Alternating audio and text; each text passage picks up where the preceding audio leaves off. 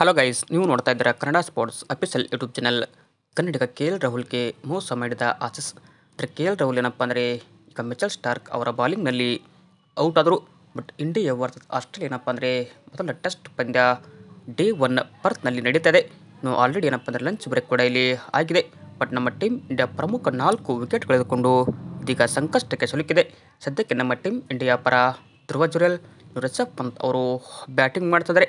But ಏನಾಗುತ್ತೆ ಅಂತ ಕಾದು ನೋಡಬೇಕು. ಇನ್ನು ಅದೇ ಥರ ಇಲ್ಲಿ ಒಂದು ಮಿಸ್ಟೇಕ್ ಕೂಡ ಆಗಿದೆ. ಇನ್ನು KL ರಾಹುಲ್ ಅವರೇನಪ್ಪ ಅಂದರೆ 26 ರನ್ ಗಳಿಸಿದಾಗ ಮಿಚೆಲ್ ಸ್ಟಾರ್ಕ್ ಅವರ ಬಾಲಿಂಗ್ನಲ್ಲಿ ಏನಪ್ಪ ಅಂದರೆ ಒಂದು ಎಡ್ಜ್ ಆಗುತ್ತೆ. ಬಟ್ ಅದು ಅಲೆಕ್ಸ್ ಕ್ಯಾರಿ ಅವರಿಗೆ ಕ್ಯಾರಿಯಾಗಿ ಇದನ್ನು ಅಂಪೈರ್ ಕೂಡ ಇಲ್ಲಿ ಔಟ್ ಕೊಡ್ತಾರೆ. ಬಟ್ ಡಿಸಿಷನ್ ತೆಗೆದುಕೊಂಡಾಗ ಏನಪ್ಪ ಅಂದರೆ ಇಲ್ಲಿ ಸ್ನೇಕು ಮೀಟ್ರಿಗೆ ಇದು ಬಾಲ್ ಏನಪ್ಪ ಅಂದರೆ ಬ್ಯಾಟ್ಗೆ ಟಚ್ ಆಗಿರೋದಿಲ್ಲ.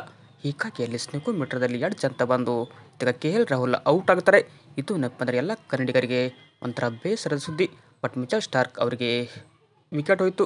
ಬಟ್ ಸ್ಟಾರ್ಕ್ ಮತ್ತು ಹಜಲ್ವುಡ್ ಏನಪ್ಪ ಅಂದರೆ ಟೀಮ್ ಇಂಡಿಯಾ ಬ್ಯಾಟಿಂಗನ್ನು ಇದೀಗ ಧ್ವಂಸ ಮಾಡ್ತಿದ್ದಾರೆ. ವಿಡಿಯೋ ಇಷ್ಟ ಆದರೆ ಲೈಕ್ ಮಾಡಿ.